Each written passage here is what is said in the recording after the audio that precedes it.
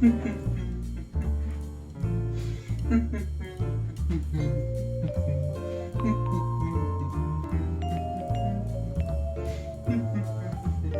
nice haircut. Oh, thank you. What was that all about? Was it something I said?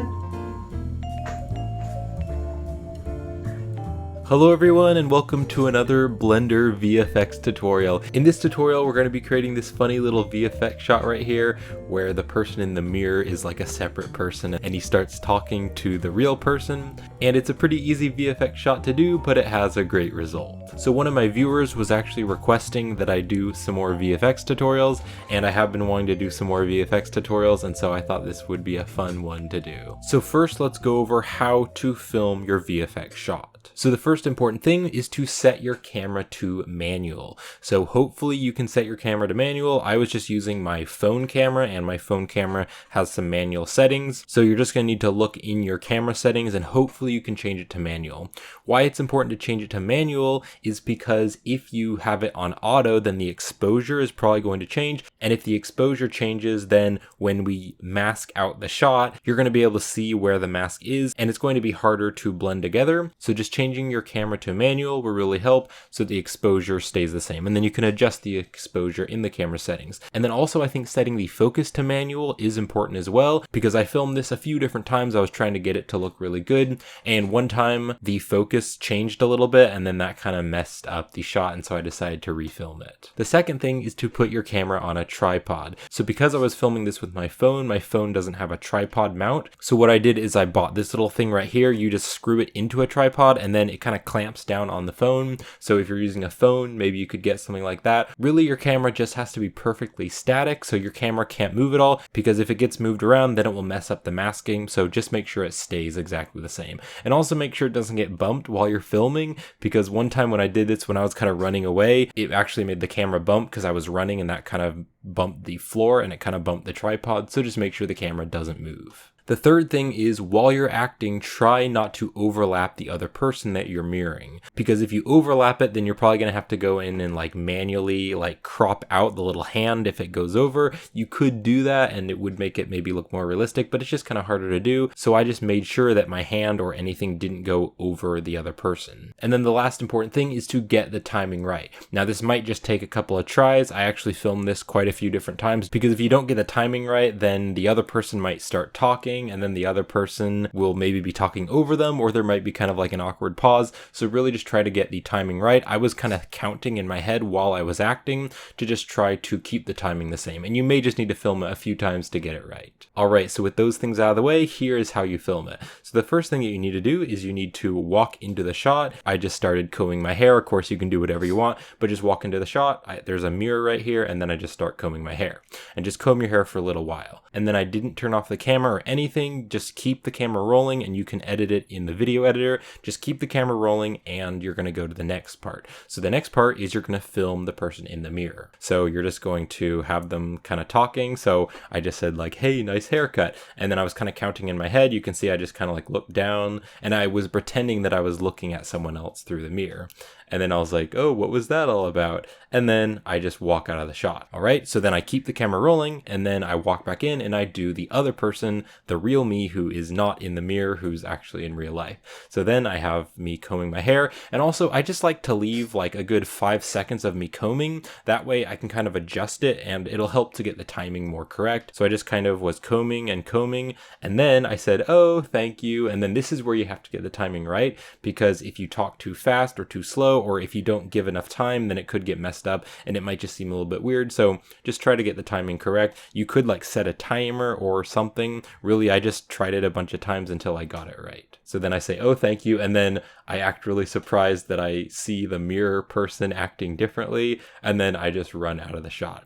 All right. So then I turned off the camera. And then what I did is I moved the camera to a close up of my face. And then I just combed my hair. That way it'll give a shot change. So first you walk in, you start combing your hair. Then it cuts to this shot of me combing my hair close up. And then it cuts back to the VFX shot. And then the last shot, that's the shot that's going to be the VFX shot. So if you want to do that, that's what I did. Alright, so once you've filmed your shot, let's hop into Blender and get started. So what I'm going to do is I'm going to go right over here to the video editing tab. Now if you don't see this, you can click on the plus here and then just go here to video editing and click on video editing. Also, you can go file and then go new and then open up a video editing tab. I'm just going to go to the video editor right here. And then from my file browser, I'm just going to drag and drop in the VFX shot. And then because I was filming this with my phone, for some reason it made it upside down. So I'm just going to click on the mirror here under the transform on the X and Y just to flip it. Alright, and then also make sure that the resolution is the correct size. I'm just going to do this in 2K resolution, and then also make sure that the frame rate is correct. So I filmed this in 30 frames per second. So just set it to the frame rate and the resolution that you used. Alright, now what I'm going to do is shift and select both the video and the audio. So the audio is light blue and the video is dark blue. Then what I'm going to do is I'm going to press Ctrl G, and that's going to bring them into a group. And why I like to join them together into a group is so that the audio and video stay synced up so they don't get messed up at all. And then also right down here on the end frame, I'm just going to drag this up so the end frame is bigger. All right, so now I can just drag around, and I'm first just going to find the first part, the part with me in the mirror. All right, so once you find it, just make sure the blue line is right where it starts. And then what you're going to do is you're going to press K, and that is the shortcut key for cutting. And then we can just move over. So now I walk away, and then once I walk fully out, what I'm going to do is press K again, and that'll cut the strip. So now this one in here, this is the one we want. So this one, I'm going to select it, and I'm going to press X to delete it. And then let's also scrub through here, and we're going to find the other shot. So here it is where I see myself in the mirror and run away. So let's go to the starting of it. Somewhere around here, I'm going to select this, and then I'll press K to cut. And then let's just go over, and then I run out. So I'm going to select this one and press K to cut. Now I'm going to select this one and press X to delete, and select this one and press X to delete. Now what I can do is I can select the first one and bring it over to the starting, and select the second one and bring it over as well. So I'm just selecting the strips and then pressing G to grab and dragging them over. And I want to have one of them above the other. So this one's going to be up here and this one's going to be down here. Now what I need to do is I just need to set the timing up. So I'm going to play through this. I start to talk to myself right here. So how I can see both strips at the same time is I'm going to take the top strip and the opacity right here. I'm going to turn this way down to maybe like a 0.3. And then right here on the blend value, the replace, I'm going to change this to alpha over. So now that I've changed that, you can see it's blending between them, and we can just see both of them at the same time. So we're just going to use this for the time being to get the timing right. So now I'm just going to go through here, and you're probably going to need to listen to yourself talking and try to get it right. So what I'm going to do is I'm going to time it up so that right after the mirror person talks, then the real me will talk right after. So you can see right here, the mirror person just talks, and then right after that, you can see that now I start talking. All right, so that is what I want. And then what I'm going to do is I'm going to click on the handle and drag out, and then click on the handle and drag out so that they're both about the same size.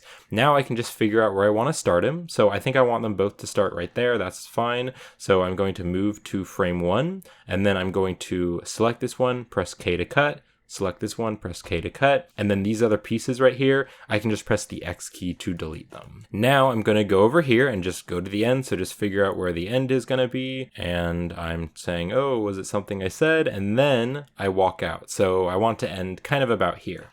So again, I'm going to select this one, press K to cut, select this one, press K to cut, and then I will just press X and click on this one and press X to delete them.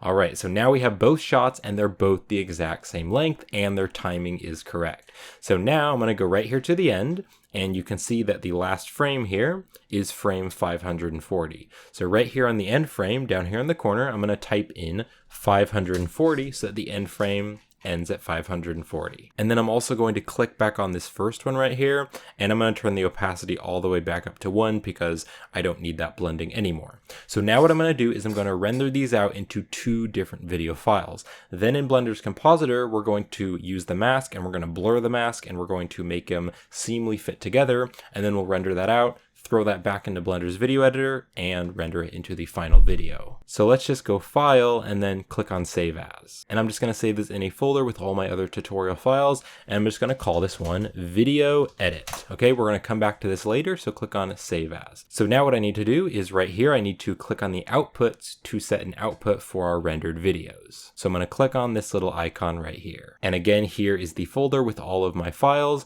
So right here, I'm going to call this Shot 1, and I'm going to click on Accept to save that. Now right here on the settings, I want to click on this file format and I want to change it to FMPEG video. And then right down here, just a few settings that I like to use if you want to use the same ones that I use.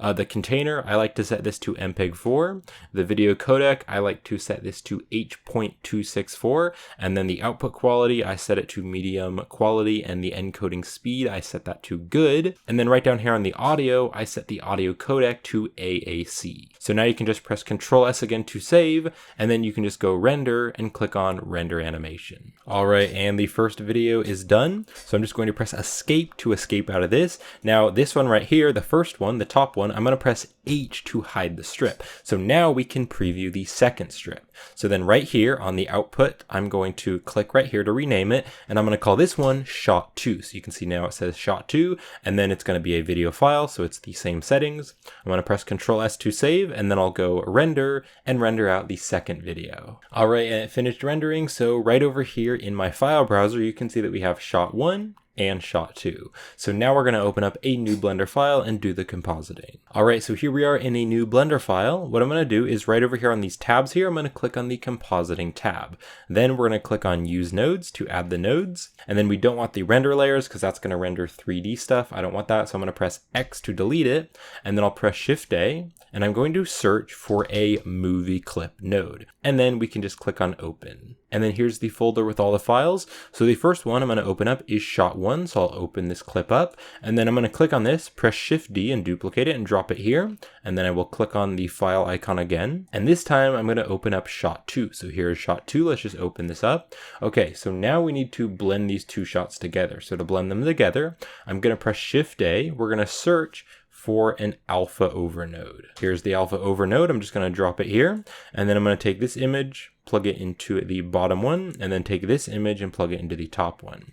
And then also I'm going to plug the compositing up. And then I have the Node Wrangler add-on turned on, so I can just Control Shift and click on the alpha over node, and that'll add the viewer. You can also just press Shift A and search for a viewer node and add it in. And then I'm going to plug them both up. So now you should be able to see our editing in the background. If you can't see that, just turn on the backdrop by clicking on the backdrop button. And then you can press V to zoom out and then Alt V to zoom in. So now we just need to make our mask, and that'll tell it where it's going to be one video and where it's going to be the other. So I'm going to press Shift A. We're going to search for the mask node. I'm just going to drop it down here and then plug the mask up to the factor. So now we need to create our mask. So what I'm going to do is scroll over, and I'm going to click right here on the plus, and I'm going to go to VFX, and I'm going to click on masking.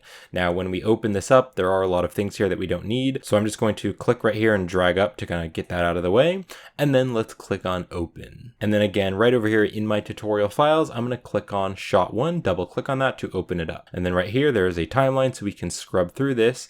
And let's just find the spot where he starts talking. So there we go. You can see the mirror person is talking. So now what we need to do is just make the mask. So this is pretty easy to do. Just make sure that this says mask right here. You can see there's tracking and mask. We want to use the mask. Now to add the mask, I'm going to hold down the Control key and click, and that's going to start to add the mask.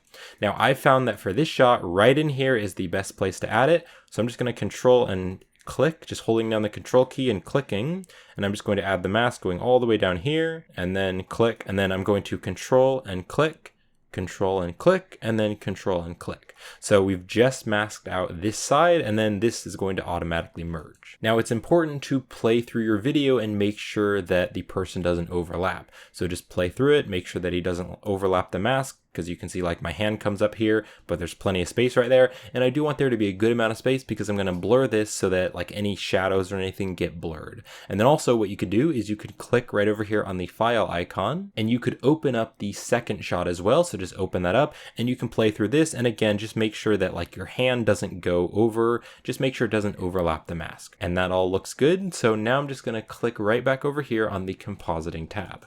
So now we're just going to click right over here on the mask node and we're going to add in the mask that we created. So there it is. And then you can just find the end frame of your video. So you can see that my video ends at 5:38. So right here on the end value, I'm just going to type in 5:38 and that way the video will end. So now I can just scrub through this and you can see, look at that. So if I just go right over here, you can see there I'm talking to myself and then I start to run out. Now, if this isn't working properly, you can just switch these values. So this one and this one, you can just switch them. And if you switch them, that might be correct for you. For me, it's actually wrong because you can see now it's the person in the mirror who's getting scared. That would actually be pretty funny, but I don't want that. So I'm just going to switch these and now it should be correct. Now, if it isn't correct, you can also just press Shift A and you can search for an invert node and then drop the invert node right here. And that's going to invert the mask. So it's going to be the opposite way around. Now I don't need this, but if you needed to invert the mask, you could. I'm just going to click on this and press Control X and that'll delete it and keep this plugged up.